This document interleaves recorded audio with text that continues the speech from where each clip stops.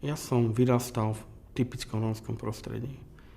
Od malička som počúval rómskú hudbu, súrodenci okolo mňa ju počúvali, od malička sa rozprával v našej rodine o tom, že sme Rómovia a tak ďalej.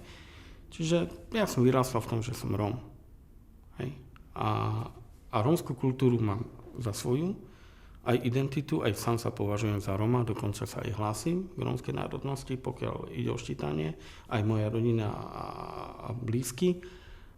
Raz som sa diskutoval s jedným múdrym človekom, mojim bývalým profesorom, o tejto téme, že čo je výhodnejšie? Rómov integrovať, alebo ich nechať tak? Tak samozrejme odpoveď študenta, integrovať. A čo si myslíte, aké následky to bude mať? No, budú tak, začal som, že budú bývať lepšie a tak ďalej a všetko. A čo jazyk? A čo jazyk? Bude sa s ním rozprávať? Keď sa všetci vysťahujú, budú preč, nebude chyba, že stratia jazyk? A vtedy som si uvedomil, hej, že v istých veciach alebo v istých oblastiach, keď sme tu rozprávali o komunizme, ja môžem byť vďačný komunizmu, že viem po romsky, lebo nás držali preč od spoločnosti. A zachovali, a tým, že sme žili ako v komunite, sa zachovali rómske piesne, rómske tradície a všetko. Čiže my môžeme byť komunizmom za 40 rokov segregácie v úvodzovkách vďační. Za to, že sme si zachovali kultúru. Moja identita a kultúra, alebo to, že sa cítim byť Rómom a aj Rómom som, ako to je to, že nedá sa zaprieť. Otca si nezapriete, matku si nezapriete. Asi to je moja odpoveď, hej? Lebo takto vyrastáte. Na druhej stránke som rád, že moji rodičia ma k tomu aj tak vychovali, že nemáme k tej kultúre nejaké nacionálne prvky.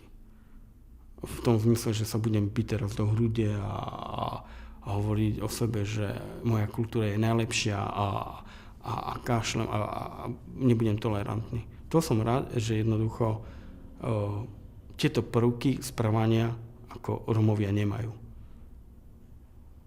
Hej? Ako nemajú. Že začneme sa byť a neviem čo a náš názor a naša kultúra, že čo vaša a tak ďalej. Že jednoducho nie. Že tam to nie je tam tak, aby som povedal, pohrdanie ako inými názormi, inými kultúrami. Aj slovenská kultúra sa mi strašne páči. Lebo to je tiež moja taká súčasť folklór. Hej? Slovenský. A už keď sme pri tom, ako keď ideme do detailov, čo je rómske a čo je slovenské. Však keď ten rómsky huslista príde a začne hrať rómsku pesničku, veď tam je kvantum nerómskych folklórnych prvkov. Nedá sa hovoriť alebo povedať, že teraz tá rómska kultúra je pre mňa viac ako, aj keď v istom zmysle, čo sa týka identity, áno, lebo sa hlásim k tomu, ale takisto, keď začnem rozoberať slovenský folklór alebo slovenskú kultúru alebo dejiny, literatúru, tak skôr viac viem o slovenskej ako o rómskej, keď sme už pri tom. Lebo fakt tá rómska je tak oklieštená, že tých informácií nebolo toľko, aby sme jednoducho vedeli toľko, koľko viem. Pochádzam v podstate z 10-člennej rodiny. Je nás 8 detí a plus rodičia 2. Žili sme na sídlisku 3. Moja rodina pochádzala z takých, by som povedal, skromných sociálnych podmienok. Tým, že nás bolo 8 detí, tak samozrejme, že tých finančných prostriedkov nebolo na navyš a už vôbec, keď som sa rozhodol študovať, ani som nerozmýšľal nad tým, že by som očakával nejakú markantnú podporu rodičov Musím povedať, že veľkým vzorom alebo mojou osobnou motiváciou bol môj striko, Maxo, v ktorom som sa tak trošku videl a chcel som sa mu podobať, čiže to bol môj taký osobný vzor a viac menej aj držal som sa toho a neskôr keď to bolo aktuálne po absolvovaní maturity a samozrejme ja som začal študovať až po absolvovaní základnej vojenskej služby. No a vtedy som sa rozhodol, že teda bolo by fajn ísť iným smerom. Hej. A dal som sa prihlášku na Univerzitu Konštantína Filozofa na odbor učiteľstvo 1.4. Absolvoval som talentové skúšky plus prijímacie skúšky z matematiky zo slovenčiny. No a po úspešnom absolvovaní som dostal oznámenie písomné zo školy, že ma prijímajú teda študovať na tento odbor. Mal som takú naivnú predstavu, že odbor 1.4 možno bude najľahší, keďže to je učiteľstvo pre deti prvého stupňa. Ale veľmi som sa mýlil, lebo jednoducho tento odbor a predmety, ktoré sa tam študovali, sú tak rozdielne, že človek musí byť všestranný. Či už na matematiku, či na telesnú, alebo na výtvarnú, slovenčina. Čiže veľmi, veľmi som sa mýlil v tomto. No a nakoniec, ako keď som prišiel na vysokú školu, tak v podstate až vtedy mi svitlo, že to je najťažší odbor na tejto univerzite. Alebo pokladá sa za najťažší odbor. A to vzhľadom na to, že jednoducho každý z nás je nejaké individuum a určite tie nedostatky sa prejavili každého z nás v nejakej oblasti. Buď niekto bol menej schopný výtvarného umenia, niekto treba sa nehodil na hudbu, niekomu nešla matematika. Čiže keď som sledoval spolužiakov, tak u každého jednoho sa našla nejaká tá neresť, hej, ako sa povie. No, najdlhšie reagovali tak, že v podstate mama sa obávala, že jednoducho, že to bude ako viac menej náročné z tej finančnej stránky. Čiže tam nebola, ale podporovali ma v tomto. Príbuzní a priatelia tak jednoznačne ako, že áno, že urobil som dobré rozhodnutie. V tej dobe som mal priateľku, ktorá v podstate mi vtedy najviac pomohla, bola výtvarnička a jej zasluhou ako som veľa toho získal. Bola tu taká stránka rodina, že jednoducho nemohol som sa spoliehať na finančné príjmy od rodiny. Čiže musel som riešiť, ako skade zobrať na platenie školy, internátu a tak ďalej. Tak, a v tom období neboli žiadne štipendijné programy, takže musel som to riešiť ako nejakými brigádami cez víkend. A či to už boli nejaké stavby, potom neskôr v 3. ročníku som si našiel miesto. To som mal šťastie v jednom podniku.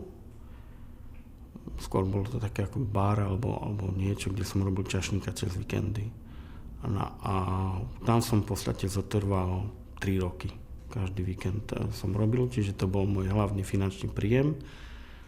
Dá sa povedať, že piatok, sobotu som si zarobil, cez týždeň som tie peniažky minul na štúdium. Čiže v podstate tak som si to vyriešil tie posledné 3 roky štúdia na vysokej škole týmto spôsobom, že som pracoval. Vzhľadom na to, že som študoval na katedre rómskej kultúry v Nizre, tak bolo tam nás viacero Rómov. V našom ročníku sme boli 6 a nebádal som nejaké rozdiely normálne ako študentské pomery, normálne priatelia a tak ďalej, takže absolútne ako, že by som mal pocit, že mi niekto dával najavo, že som iný alebo odlišný od ostatných. Ako možno ako sem tam sa utrusili poznámky, ale dneska utrusí poznámku kadekto, či na Maďarov, či na iné národnosti a robiť si niečo z takýchto poznámok. Je to bežné, takže predsudky sú, že robiť si z nejakých ťažkú hlavu z nejakého komentára alebo niečo, kto čo povie. Pokiaľ vyslovene ako človek nejak neútočí na vás s nejakým úmyslom. Hej. Ale v rámci zdravých ako vzťahov bolo to v poriadku. Hovorím. A takisto zo strany učiteľov nemôžem povedať, že by nejak inak sa k nám správali. Hej. U nás bolo ešte to, že keď sme nastupovali na prvý stupeň, teda na NŠku, Národnú školu, keď sme začali študovať, tak tam nás nastupovalo okolo 250 a z toho polovica nebola pripustená alebo nedošla k prvým štátnym skúškam. Čiže to bolo také sito, cez ktorého sme sa strašne obávali, že či sa tam dostaneme. No a musím poklopať, že prešiel som tým sitom. A absolvoval som tzv. Prvé malé štátne skúšky a prešiel som vyššie. Mal som priestor, príležitosť chodiť na rôzne akcie, ktoré súviseli aj so štúdiom, ale aj ktoré súviseli najmä vtedy pani nadácia Informa robila také školenia pre študentov, vzdelávacie v oblasti sociálnej práce s rómskou komunitou alebo svetovej činnosti, kde sme sa práve tí mladí ľudia ako Peter Polák, teraz tedajší spolumocenec vlády, Edo Čonka a kvantum týchto ľudí sme sa stretávali na týchto stretnutiach a nejak sme sa profilovali ako v tejto oblasti. Čiže mne to pomohlo, ako otvorilo mi to cestu, získal som veľa priateľov. Inými slovami povedané, myslím si osobne, že pre riešenie rómskej alebo problémov, ktoré súvisia s rómskou komunitou, sú vzdelaní Rómovia nevyhnutnosťou dneska. Ako nikto lepšie nepochopí, nechcem hovoriť ako bagatelista, že Róm to nepochopí, ale určite ako ľudia, ktorí žili v nejakých sociálnych pomeroch, žili s tou rómskou komunitou, vedia o tej rómskej komunite oveľa viac, ako keby niekto prišiel zvonku a učil sa vôbec kultúre Rómov alebo im zvykom, tradíciám a tak ďalej. Kdežto ten Róm vyrástol na tom a vie určité veci prehľadať alebo aj vizuálne vidieť oveľa ďalej ako ostatní. Hej. Tým pádom vie naplánovať alebo navrhnúť riešenia, ktoré sú adekvátne a potrebné. Hej. Ja som mal to šťastie, že projektový manažér Marek Harakal z nadácie otvorenej spoločnosti hľadal si asistenta ku koordinácii jednoho rómskeho programu. Váža Menge sa volal. A jemu som bol odporúčaný pani Valentína Petrus, s ktorou som sa stretol a práve zoznámil na tých stretnutiach a školeniach, ktorá robila na nadácii otvorenej spoločnosti. No a dá sa povedať, že v tom poslednom semestri v 5. ročníku som už začal pracovať na dohodu pre nadáciu otvorenej spoločnosti. Absolvoval som pohovor s Marekom Harakalom, ktorému som sa zapáčil a začali sme robiť. No a následne potom už tá moja pracovná kariéra v podstate sa odvíjala od tohto bodu. No tam som robil ako asistent na tom grantovom programe, to boli také malé granty do 200 000 korún. Fungovalo to bežne, že mimovládne organizácie požiadali o podporu na nejaké vtedy voľnočasové aktivity alebo prácu s deťmi a tak ďalej. Ten proces bol taký, že v podstate našou úlohou bolo celé to zmanéžovať až do podpísania zmluv a poslania peniazy a následne, ako čo som si vážil aj na Marekovi Hrakalovi, že nerobili sme to tak, že tie peniažky sme poslali niekomu na účet, ale chodili sme aj do terénu a získavali sme, nie že kvôli kontrole, nechcem hovoriť, že kvôli kontrole, ale je dobre mať spätnú väzbu. Hej, keď ako manažer pracujete s nejakými projektami, tak mať prehľad o tom, že ako sa tie peniažky, ktoré nadácia dala, sa ujali v teréne. Hej. A môžem povedať, že v nadácii otvorenej spoločnosti sa nám tento systém práce osvedčil. V nadácii otvorenej spoločnosti, keď som pracoval, odtiaľ som odišiel robiť v rámci FARE programu zakladanie komunitných centier na Slovensku, robiť mediátora komunitného centra v Pečovskej Novej Vsi, kde som v podstate, môj úlohou bolo založiť, sfunkčniť komunitné centrum, dať ho do prevádzky, ľudí naučiť nejakej práci s komunitou a tak ďalej. Tam som zotrval rok a pol. Samozrejme, bol to projekt končil po roku a pol, tak som si začal hľadať miesto. Vtedy bolo voľné pracovné miesto na pozíciu lokálny konzultant Fondu sociálneho rozvoja vo Vranove nad Topľou. Dal som si tam žiadosť, poslal som tam životopis a všetky náležitosti, ktoré s tým súvisia. Zúčastnil som sa výberového konania a bol som úspešný. Začal som pracovať pre Fond sociálneho rozvoja ako lokálny manažér projektov alebo konzultant projektov. No a tam som zotrval v podstate ďalšie 2 roky alebo 2,5 roka. No a v tom období sa menili vlády, tak prišlo nariadenie, že rušia regionálne kancelárie Fondu sociálneho rozvoja. No a vtedy som si začal hľadať zase niečo. No a uvoľnilo sa miesto v regionálnej kancelárii v Prešove na úrade splnomocnenca vlády. No a následne ten istý postup, takže bol som tiež úspešný a doteraz tam pracujem od roku 2006. Už v podstate pôsobím na úrade splnomocnenca vlády pre rómske komunity. Raz som mal s Peťom Polákom z okolností, nás oslovili pán Vtáčnik aj s pánom Vajsom. Zakladali vtedy politickú stranu, že neviem, jak sa volala, ale nebola úspešná. Vtedy sa drobili, tak vtedy som absolvoval pár takých rozhovorov s pánom Vtáčnikom, s pánom Vajsom, potom pred ich neviem, či prípravným alebo nejakým výborom, nejakou komisiou, ktorá rozhodovala o kandidátke.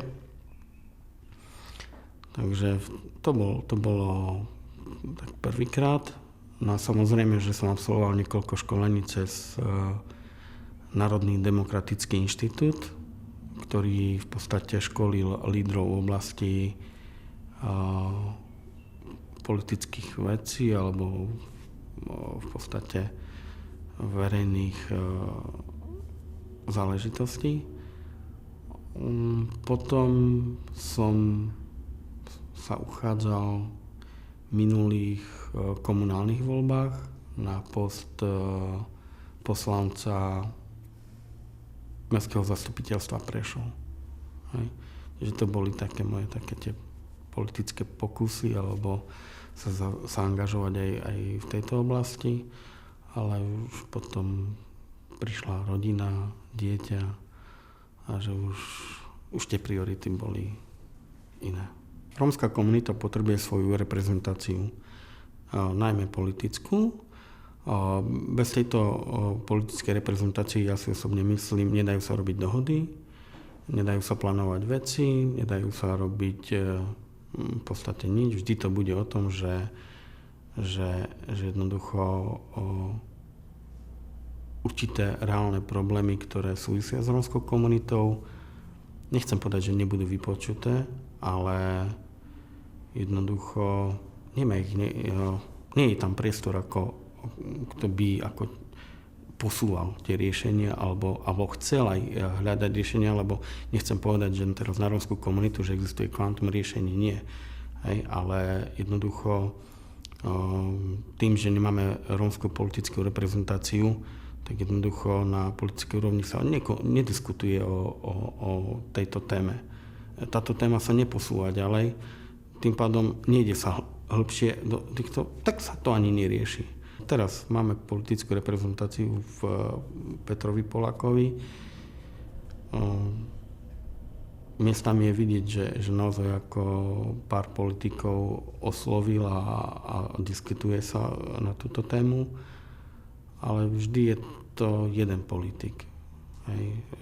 Není tam... Ja viem, že ako rómska komunita nebude mať politickú reprezentáciu na etnickom princípe. To znamená, že by mala dostatok potenciálu založiť rómsku politickú stranu. Nechcem hovoriť o potenciále ako osobnom alebo personálnom, ale o potenciále ako voličskom. Hej, že jednoducho to ich bude voliť. Ale aj keď je nás tu veľa, ale bohužiaľ rómsky volič je kopiou tým, že jednoducho v tejto oblasti, aj keď sme Rómovia, ale v tejto politickej oblasti sa nikdy nediskutovalo o nejakej politickej participácii Rómov, čiže aj Róm volič sa správa pri voľbách všestranne podľa politickej situácii, aká je na Slovensku, ale neorientuje sa na na etnický princíp alebo národnostný. Je to aj tým, že jednoducho mali sme tu 40-ročnom dobie politiky, kedy tá rómska kultúra bola potieraná. Tým pádom ako rómska komunita sa nechce hlásiť k rómskej národnosti. Veľa ľudí ako má s tým problém, ktorý, keď sa rozprávam s ľuďmi, najmä so staršími, a aj bol som svedkom toho, aj ja som mal také obdobie, že fakt niekedy bolo lepšie sa nehlásiť k Rómom alebo sa priznať, ako niesť nejakú ťarchu, nejakých, nechcem povedať, akože nepríjemnosti alebo iných vecí, alebo podozrenia a tak ďalej. Bohužiaľ, ako stále žijeme v spoločnosti, kde tie predsudky tu sú, tie bariéry sú v myslení ľudí. Hej. Je v podstate nie v konaní. Ale myslím si, že už teraz v tomto období už sú aj také trendy, že už ľudia nejak sa dostáva do pozadie to, že kto k aké príslušnosti patrí a tak ďalej. A že už ľudia ako začínajú rozlišovať a posudzovať ľudí podľa toho, akí sú, nie podľa toho, ku komu patria alebo s kým sú spájani. Stále veľkou otázkou tu na východnom Slovensku budú rómske komunity alebo rómske osady, kde tá dovolím si tvrdiť, tá sociálno-patologická situácia je taká, že tých ľudí musíte viesť k nejakým hodnotám, ktoré si ona musí osvojiť, a k tým hodnotám sa dá viesť len tak, môj osobný názor, že každý z nás potrebuje mať nejaké mantinely, nejaké pravidlá. A teraz nehovorím o nejakých sankciách alebo niečo, to v žiadnom prípade nie. Ale ľudia by mali mať ako nejaké mantinely v tom zmysle, že pokiaľ mám nejaké neduhy, tak musím si byť vedomý toho, že keď niečo spôsobím alebo urobím, že nejak sa mi to neoplatí to robiť. Že niečo musí tam byť, že čo má v úvodzovkách zastaví, pokiaľ nemám to nejako a tak ďalej. Taký príklad by som uviedol posielanie detí do škôl. Hej. Ako mnohokrát tá rómska rodina v osadách, teraz hovorím, nechcem hovoriť, ale v rómskych osadách, kam chodím, je tak nastavená, že tá škola pre nich znamená len niečo, kde deti musia chodiť. Oni školu nevnímajú ako v tom zmysle, že by tá škola bola, nechcem povedať, že smerodatným, ale proste je tam taký benevolentný prístup, že teda keď tomu dieťaťu sa možno nechce do školy ísť, tak je tam tendencia tak nechoď a tak ďalej. Hej. A práve tu potrebujeme tie sankcie alebo tie pravidlá, že keď nepríde, tak riaditeľ alebo triedna učiteľka to nahlási úradu práce a už potom ide ten kolobeh. Hej. Čiže niečo v tom zmysle, ako v širšom je potrebné, aby sa zavádzalo aj vo vzťahu v iných oblastiach. Hej. Neviem, Peťo Polák hovorí, že každý by človek alebo každý by si mal zaslúžiť a mal by sa zodpovedne správať. Niečo na tom je. Hej, že tí ľudia sa musia učiť nejakej vlastnej zodpovednosti. A bohužiaľ, keďže v tej rómskej komunite nie sú vzory, oni nemajú od koho to kopírovať a tak ďalej, tak jednoducho je treba s tými ľuďmi robiť, vnášať tam nejaké pravidlá, ktoré postupne ich budú viesť, ale nechcem povedať, že pravidlá. Skôr by priateľné by bolo nastaviť nejaké trendy, ktoré by ich viedli k tomu, že tá komunita sa začne rozvíjať. Budem hovoriť ako človek, ktorý je teraz, ale Róm, z rómskeho, alebo pohľadu Róma. Hej? Nechcem povedať, že bohužiaľ, ale komunizmus alebo socializmus spred 89. roka mal oveľa lepšie nástroje na riešenie rómskych problémov, ako má ich hoci ktorá vláda ich mala po páde komunizmu. Tá v podstate dá sa povedať, že nie, že nemala žiadne. Hej. Uvediem príklad na mojej rodine. Moja rodina, keď poznáte trošku Korpaš, to je za Malým Šarišom, bola tam rómska osada. A tým, že dedo začal pracovať ako pomocný pracovník na letisku, bol mu poskytnutý podnikový byt. Zobral celú rodinu z osady, vyšli von a jednoducho z toho vzniklo potom, že jeho najstarší syn skončil vysokú školu, všetci jeho teda deti a tak ďalej. No jednoducho tá osada zmizla celá z Tamade. Tam nie je. A Elena Vacková žila tam, aj píše v tej svojej knihe o Korpaši. Čiže ak by som hovoril o tom, že komunisti nevedeli riešiť ako rómsku problematiku, tak nie, že nevedeli, ale bol tam väčší priestor na to a výsledkom sme, ako aj naša rodina, že jednoducho sme sa ujali toho a chytili.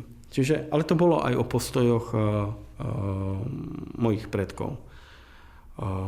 Druhá stránka veci komunizmu je tá, že sa potierala identita Rómov a kultúrna identita. Nemohli byť festivály, nemohlo sa, no jednoducho ako nikto nechcel, alebo nebola taká politická voľa v tej dobe, že by Róm bol Rómom, nebodaj, že by si narokovali nejaké kultúrno-národnostné požiadavky a neviem čo. Paradoxne v období komunizmu Rómovia mali väčší pocit bezpečnosti, ako je tomu dnes. Hej. Po páde režimu mali sme tu extrémne orientované skupiny nejakých mladíkov, neonacistov, aj skinheadov, ktorí bol obdobie, ktorí útočili. Čiže ak mám porovnávať tieto dve obdobia, tak by som to porovnával len z hľadiska môjho osobného prospechu, tak áno, z hľadiska môjho prospechu fajn. Môžem jedem okreci a môžem chodiť kade, tade. Čo sa týka obdobia komunizmu, ak sa pozriem na to z hľadiska tej rómskej komunity, nedovolím si tvrdiť, že bolo lepšie, to nie. To by som bol, ale asi tým, že bola tam taká, by som povedal, aj keď otázne, že ale videl som tam viac riešení, tak aj keď o tých riešeniach si môžeme povedať, či boli dobre alebo zlé, alebo v úvodzovkách, že aké to riešenia boli. Hej. Ale riešilo sa čosi, kdežto teraz možno nádej nám dáva Peter Polák. Chcem povedať to, že vôbec akékoľvek problémy, nielen problémy ako teraz s rómskou komunitou, ale narážam na to, sa majú riešiť s takým ľudským hľadiskom, s pochopením a mnohokrát sedliackým rozumom. Je potrebné sa pozrieť na to z takého, by som povedal, detailnejšieho hľadiska. Niektoré problémy si vyžadujú, aby boli riešené s prihľadnutím na to, v akom prostredí žijú, v sociálnom a tak ďalej. Je chyba, že tomuto prostrediu sa dáva privlastok rómsky. To by tam nemalo byť. Aj keď určité špecifické problémy ako typ bývania sa práve spája s tou rómskou komunitou, ale sú to predovšetkým sociálne problémy. Problémy bývania a tak ďalej, čiže malo by sa na to pristupovať aj z toho hľadiska, že ideme riešiť bývanie nejakých ľudí, ideme riešiť kanalizáciu nejakej osady alebo štvrte obytné, kde bývajú, kde nie je voda a tak ďalej, ale vždy sa to prizvukuje, že ideme riešiť Rómov, čo je chyba. Hej. Inými slovami povedané, vieme pochopiť, ak budujeme infraštruktúru, občiansku infraštruktúru niekde, kde robíme výstavbu. V prípade rómskej komunity kde nejak neratáme s tou občianskou infraštruktúrou. Jednoducho, to sa musí robiť cez projekty pre Rómov a neviem čo. Čiže tiež je to taká otázka, že nechcem povedať, že či prístupu alebo vnímania toho pohľadu, že pokiaľ hovorím o občianskej vybavenosti, tak je na mieste, že keď chce niekto si postaviť niekde dom, tak musím tam urobiť nejaký prívod vody, musí tam byť nejaká plynofikácia, potrebujem mať cestu, aby ten človek prišiel ku mne bývať a do mojej obce a tak ďalej. Čiže toto potrebujem tam mať. Aj v prípade rómskych osad je to ťažšie, neviem si ani predstaviť, pokiaľ naozaj ako, že by sa tam budovali na nejakých nelegálnych pozemkoch, aktuálny problém. Čiže treba sa na to pozerať z viacerých uhlov pohľadu. Hej. A čo sa týka tej rómskej identity alebo toho, či to riešime viac menej s tým privlastkom rómsky, asi aj my by sme sa mali trošku nad tým zamýšľať a uvažovať nad tým, že ja osobne som za to, aby jednoducho sme mali svoju kultúru, a vtedy je na mieste hovoriť o rómskych veciach, o rómskej tradícii, o rómskej hudbe, o rómskej tanci, o rómskej pesničke a tak ďalej. Áno, pre zachovanie kultúry ako také, alebo jazyka. Áno, ale pre občianske alebo sociálne veci, spolunažívanie, tam by som ako už nevyťahoval tieto veci, lebo to, že je niekto chudobný, nemá nič spoločné s etnicitou. Je to chudoba, není to etnicita. Alebo dôsledok toho, že niekto je Róm, tak je chudobný. Nie. Hej, tak z tohto hľadiska by sa to nemalo riešiť. Aj keď sú určité špecifika, ako som hovoril, typy bývania, ktoré sa týka práve tej rómskej skupiny a tak ďalej. Čiže nemalo by sa hovoriť, že rómsky. Áno, Peťo Polák hovorí o rómskej reforme. No hovorí o nej preto, lebo potrebuje nejak adresne označiť to riešenie tej problematiky. Ale v konečnom dôsledku nejde o rómsku reformu, ide o celospoločenskú záležitosť alebo riešenie sociálnych vecí, ktoré nemusia sa týkať len Rómov. Z praxe.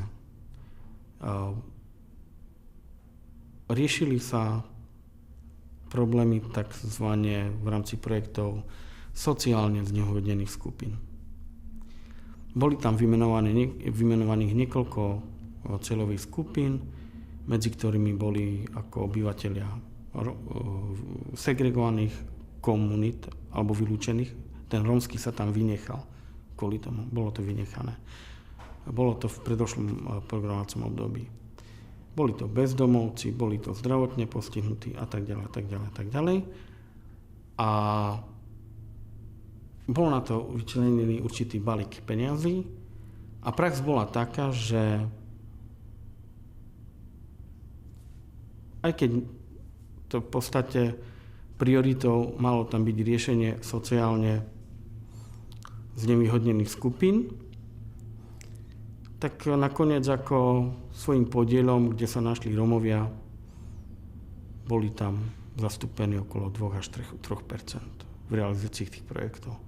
A pritom prioritne, alebo pritom diskusie, či už na politickej úrovni, alebo prebiehali na také, že sa ide pomáhať ako práve týmto skupinám. Ale prax nám ukázala, že jednoducho chceli sme riešiť problémy na občianskom princípe, alebo sociálne, a nakoniec zadefinovali sme si tam viacero týchto cieľových skupín. No a tie rómske problémy nakoniec nemal kto akože riešiť. Takže toto je môj taký uhol pohľadu, ako či rómsky alebo občiansky princíp. Není na to jasná odpoveď. Vzhľadom na to, ako ľudia sú rozdielni a ako rozdielne veci vnímame. Niekedy je to na mieste povedať rómsky, niekedy nie. Ale jednoducho musíme si vedieť zadefinovať, čo chceme riešiť a čo ideme robiť. Aj keď to nemusí byť na princípe národnostnom. Ja osobne, ak by som mal dať na vážky občiansky alebo národnostný, dám občiansky, pretože žijeme na nejakom území a tak ďalej. Ja v živote som sa necítil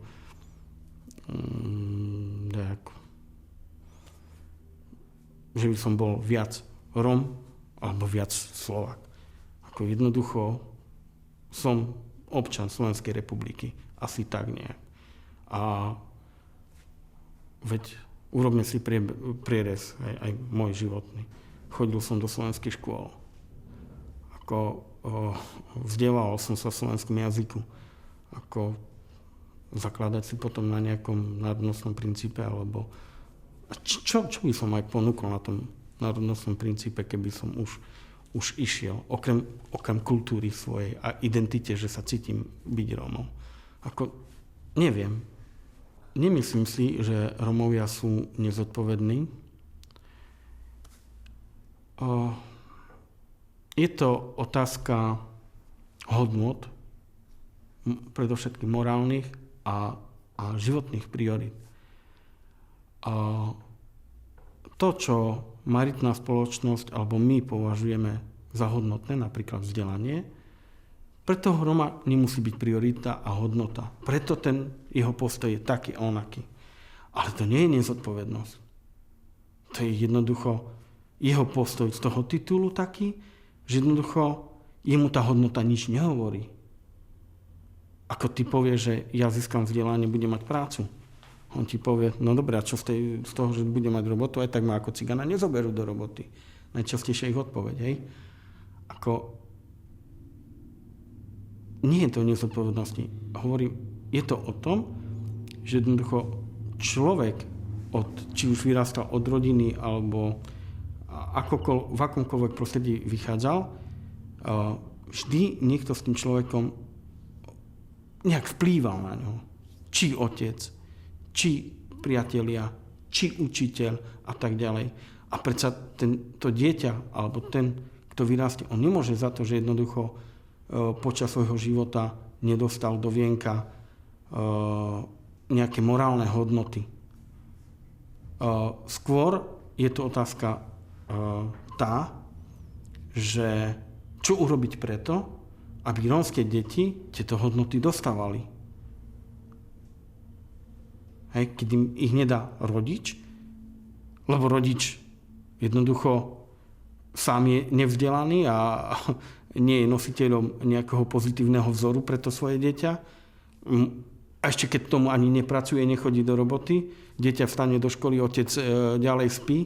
Ako to sú takéto príklady, ktoré jednoducho nie sú dobré pre život.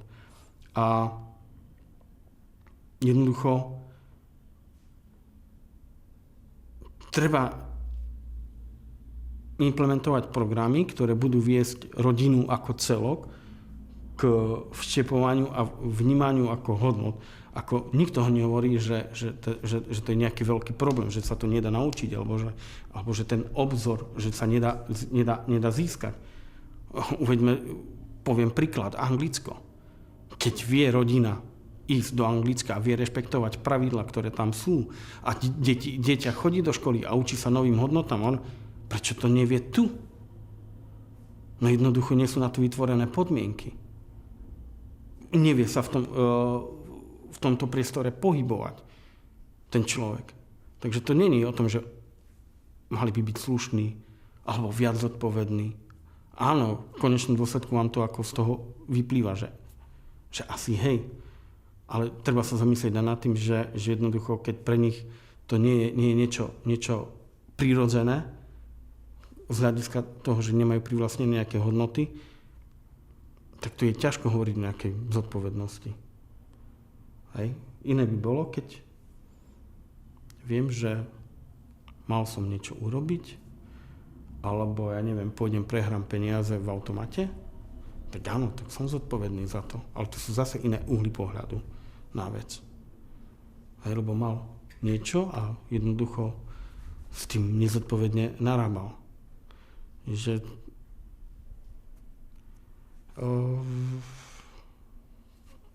takže nemyslím si, že sa Rómovia nesprávajú nezodpovedne, najmä v tých rómskych komunitách.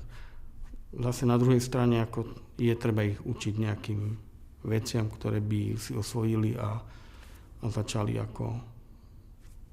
ktoré by sa premietlo v ich konaní, aj v životnom. Hej. To je tak ako so všetkým. Prídem k nejakej novej práci, začnem niečo nové robiť, tak sa učím.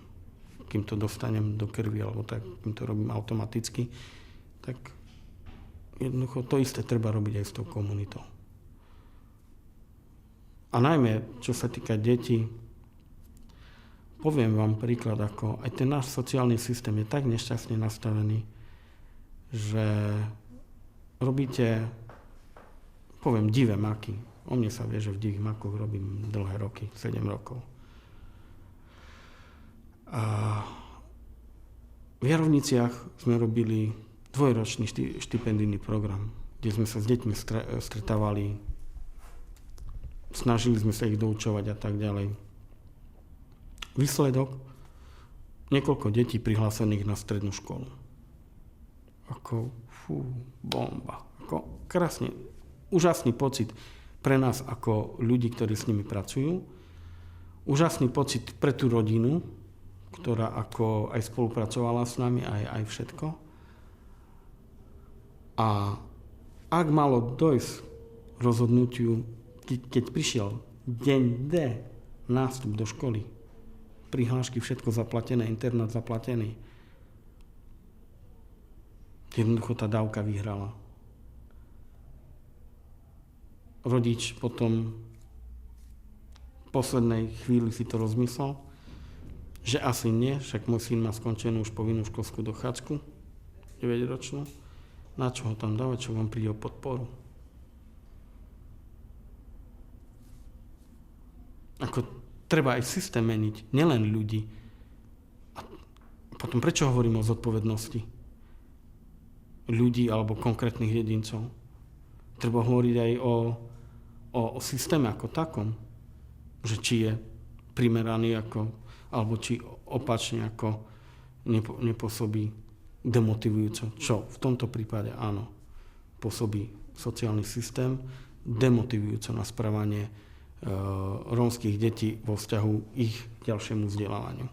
Preto máme kvantum detí, ktoré odchádzajú v prvom ročníku stredných škôl na dávku sociálnej pomoci. Kvantum. A pokiaľ toto sa nezmení,